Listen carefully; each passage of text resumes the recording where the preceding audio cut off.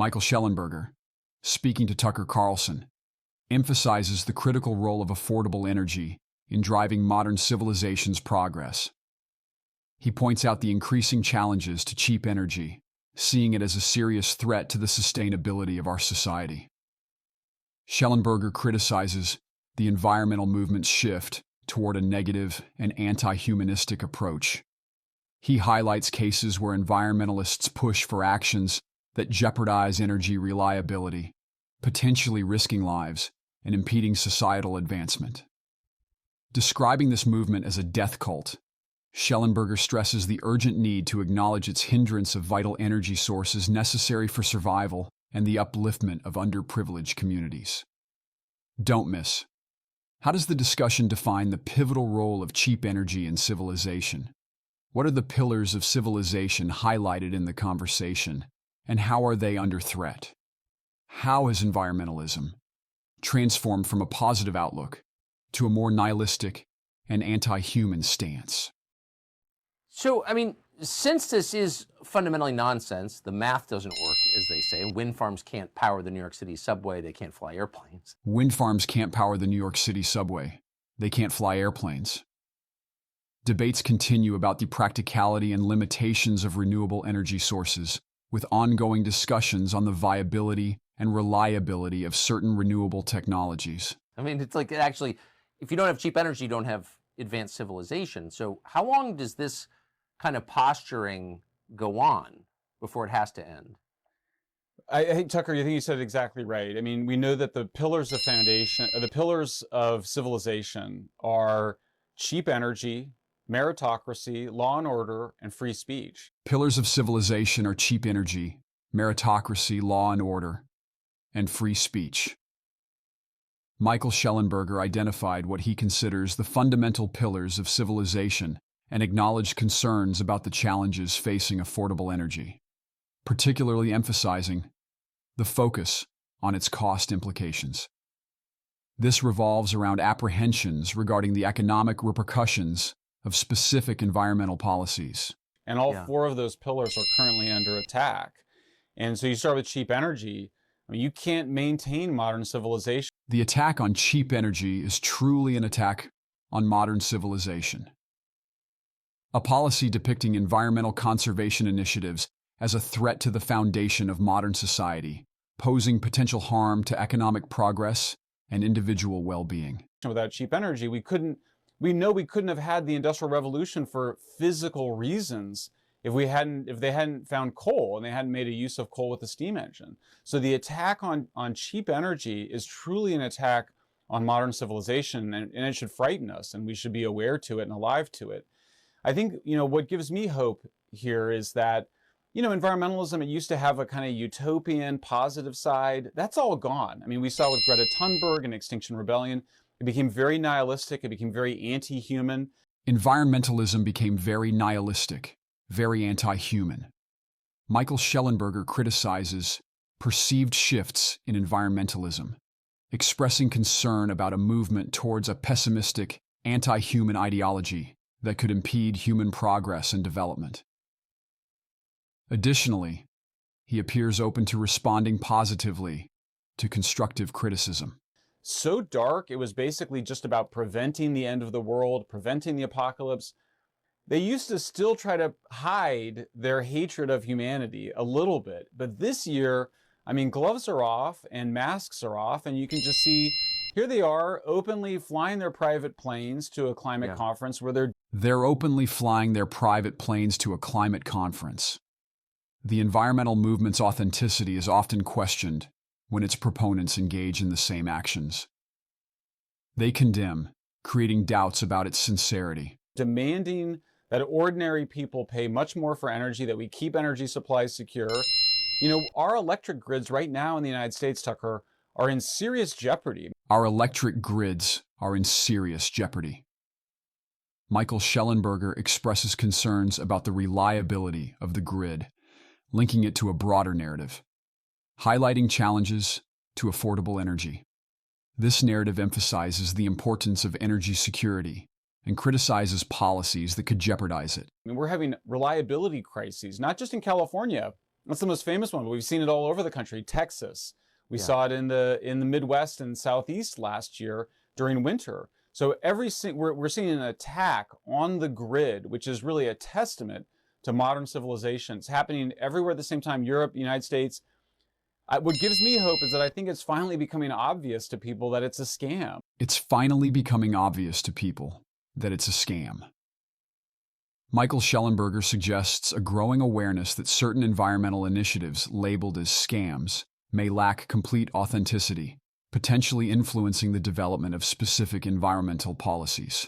And that the people that are pushing this really hate civilization, or at least they hate civilization for others. They want it only for themselves.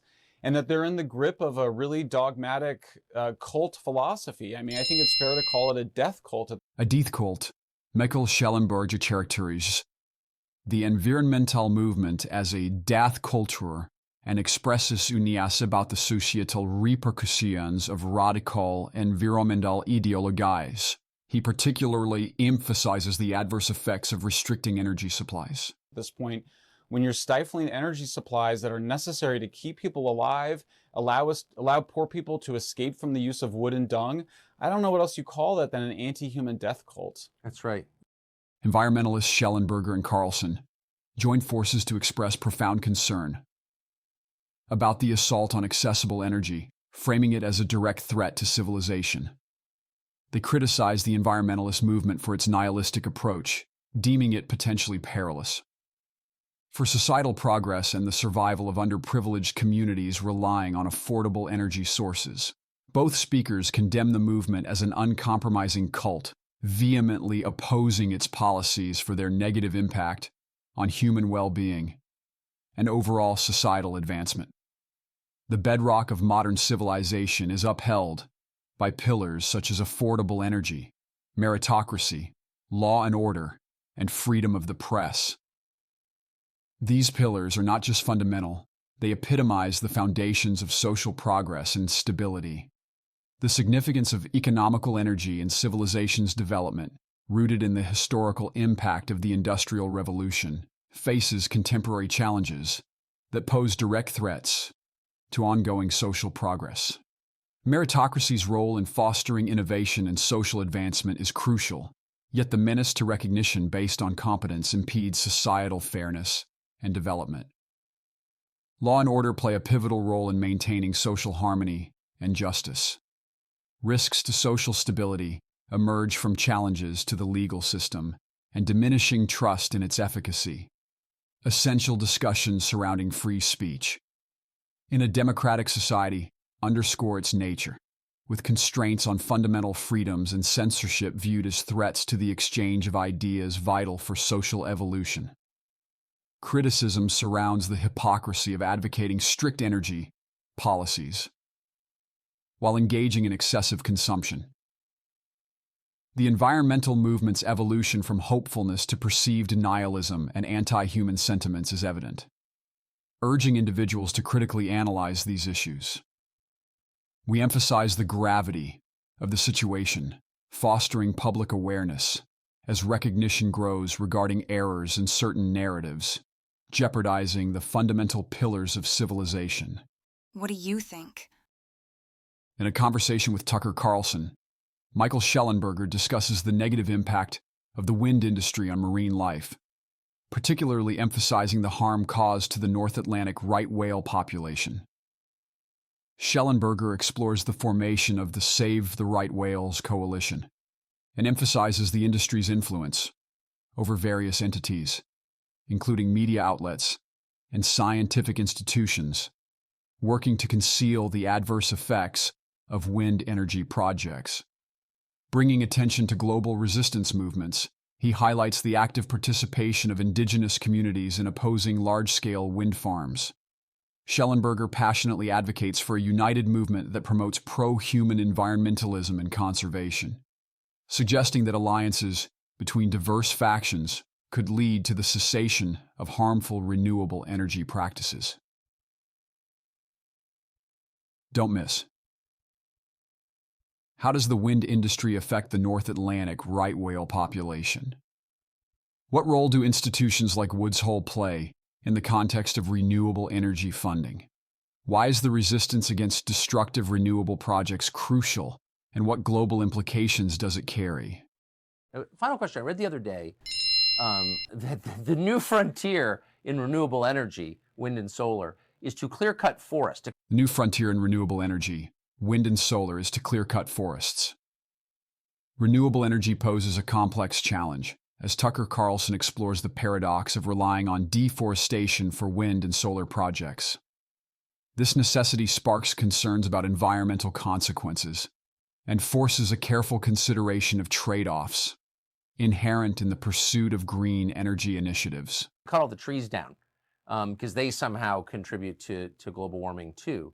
And I sort of wonder, like, will people put up with that? What about are there still old-fashioned environmentalists who believed in trees? Old-fashioned environmentalists who believed in trees. Tucker Carlson challenges the traditional environmentalist perspective, questioning whether proponents of nature conservation would oppose deforestation in the pursuit of renewable energy. This prompts a reconsideration of environmental principles, urging a return to the conventional values centered around conservation. Like Julia Butterfly Hill, who kept the redwood from being cut down by living in it. Like, people actually cared about the physical environment. Will they rally and say, I'm sorry, you can't cut all the trees down? Or they just sit back and watch it happen? You know, the truth is, Tucker, they've actually been organizing and rallying under the leadership of some pretty extraordinary people. There's a woman named Lisa Lenoz, who I work with, who has done incredible work documenting how the increase of wind industry activity on the East Coast is directly causing the death of the North Atlantic right whale. Increase of wind industry activity is causing the death of the North Atlantic right whale. Michael Shellenberger emphasizes the environmental consequences of the growing wind industry. He specifically highlights the potential harm to wildlife, using the North Atlantic right whales as an example. Shellenberger expresses concerns about the broader negative effects of renewable energy projects on ecosystems, raising questions about their overall ecological impact. Potential extinction of that species, as well as other whales. They've organized the Save the Right Whales Coalition, and we've seen huge popular response to it. I mean, even the people conducting the autopsies of all the whales being killed off the East Coast, Tucker, are paid off by the wind industry. So the wind industry has paid off the news media, they've paid off the politicians, they paid off the aquariums, they paid off Woods Hole. I mean, shame on Woods Hole. Yeah. These venerable scientific institutions have all been... The wind industry has paid off the news media, politicians, aquariums, and scientific institutions.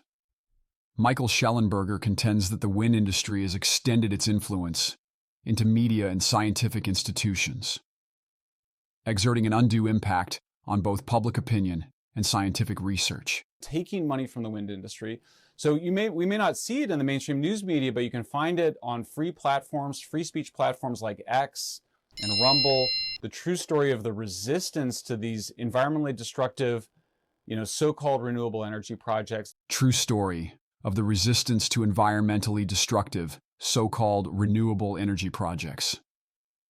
Michael Shellenberger emphasizes the notable existence of a resistance movement opposing environmentally harmful renewable energy projects. He recognizes the value of grassroots efforts dedicated to environmental protection. There is a resistance rising, not just in the United States, by the way, but also by indigenous communities around the world. From Mexico to Norway, we see indigenous people fighting back against these big industrial wind farms.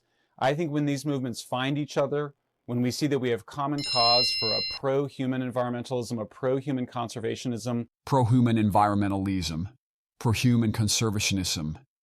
Michael Shellenberger advocates for a perspective he terms pro-human environmentalism and conservationism.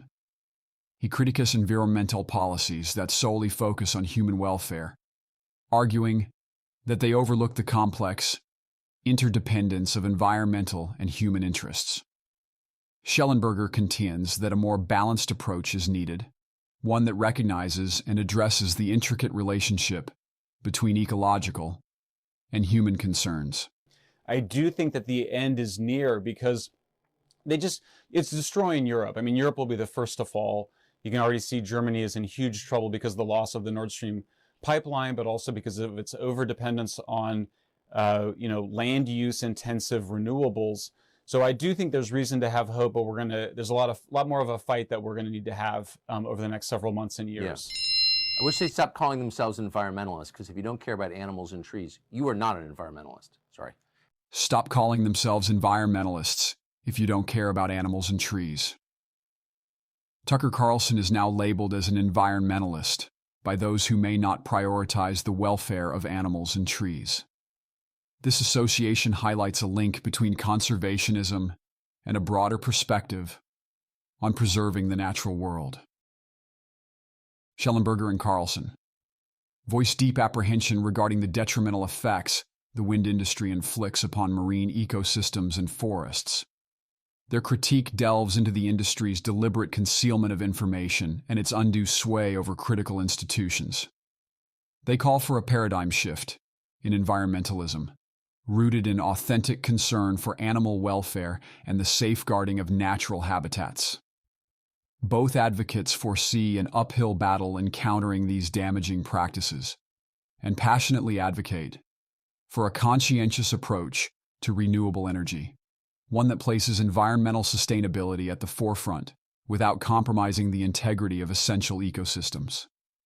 Michael Shellenberger's statements about the extensive reach of the wind industry have stirred concern.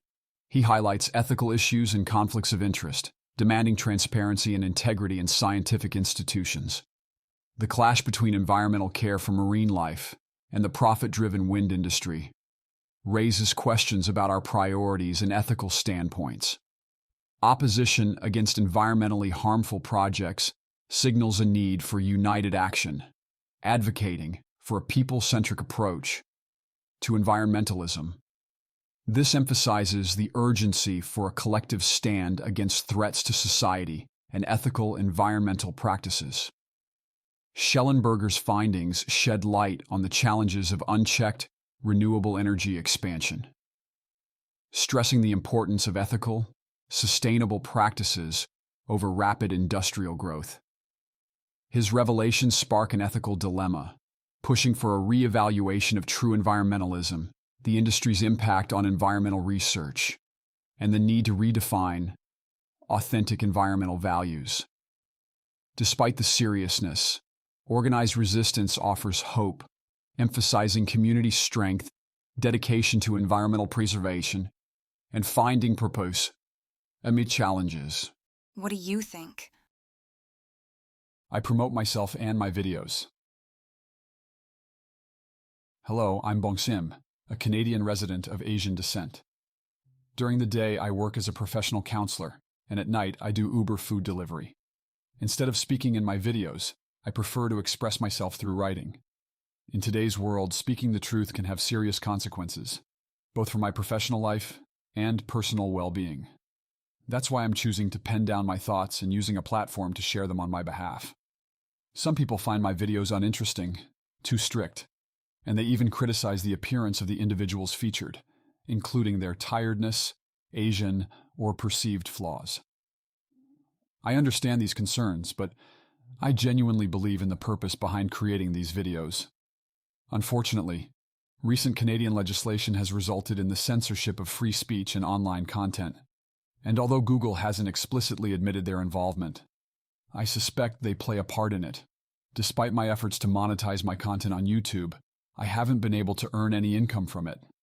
I've tried 3 times, and all my attempts were rejected. They turned me down for reasons like lacking creativity, not having a recognizable face, or not having a distinct voice. Nevertheless, I've made several adjustments to my videos, hoping to overcome these challenges.